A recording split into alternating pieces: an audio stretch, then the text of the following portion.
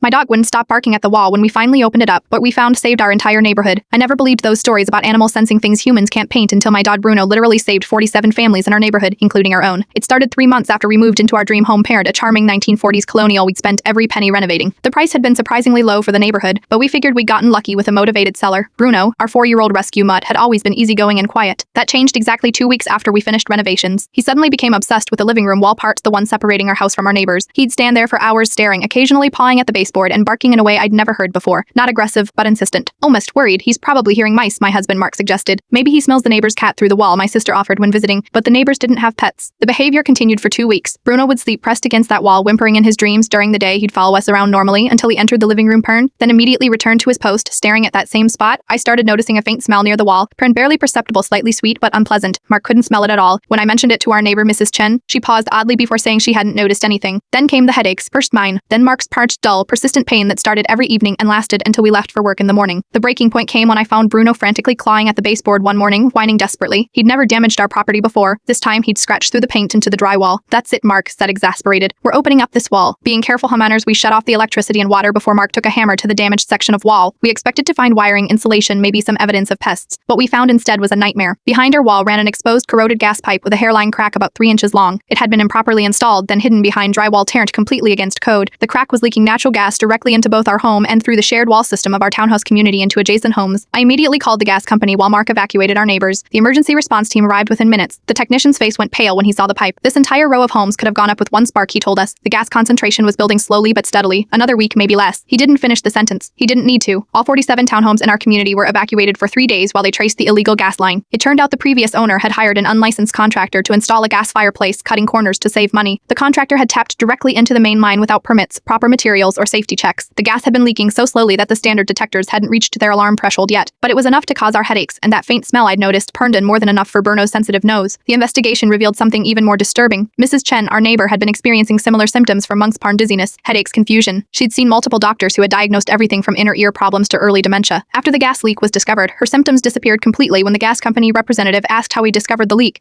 I pointed to Bruno, who was finally relaxing on the couch for the first time in weeks. "Your dog should get a medal," he said, completely serious. "In 30 years on this job, I've never seen a leak this dangerous caught before disaster struck." The local news ran a small story about Bruno. Our neighbors brought him treats and toys. Mrs. Chen cries every time she sees him, hugging him and calling him her guardian angel. The housing authority launched an investigation into the previous owner and contractor. Both are now facing criminal charges for the fraudulent work and endangerment. As for Bruno, he's back to his normal laid-back self-parent, except for one new habit. Every night before bed, he makes a quick patrol past that wall, gives it a single sniff, and then settles into his bed with a satisfied sigh. We've installed 6 gas detectors throughout our home, but I trust Bruno's nose more than any of them. Sometimes I wake up at night and check to make sure he's sleeping peacefully.